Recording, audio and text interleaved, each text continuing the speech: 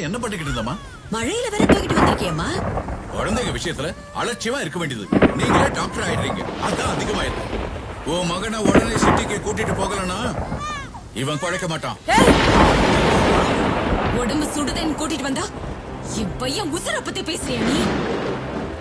அவன் கண்ணு மூடுறது என் தாலாட்டுக்கு மட்டும்தான். அவன் உசுர பத்தி பேசுறதுக்கு உனக்கு மட்டும் இல்ல, அந்த ஆண்டவனுக்கே அதிகாரம் இல்ல.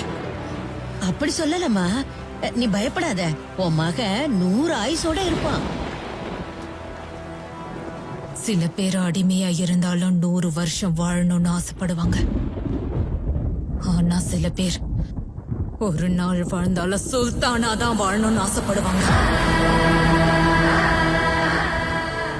ஒருவேளை இன்னைக்கு இவன் செத்துட்டா என் வார்த்தையை நிறைவேற்ற யோக்கியதை இவனுக்கு இல்லைன்னு நினைச்சு மறந்துடுவேன்.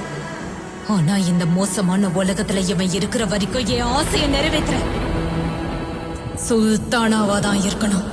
மனதில் விதைத்த வார்த்தை நினைவிருக்கும்.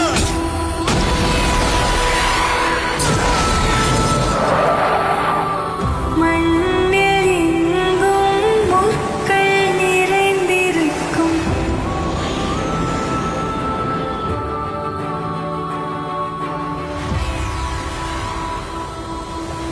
தடைகள் எதையும் மகனே வென்று வா.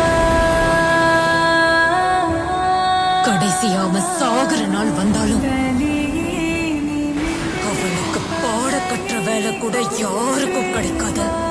ஏன்னா அவனோட கல்லறை வரைக்கும் அவன் காலடி தடம் பதிஞ்சிருக்கும். அன்னைக்கு 2 சம்பவம் நடந்தது. அந்த இடமும் அழிஞ்சது,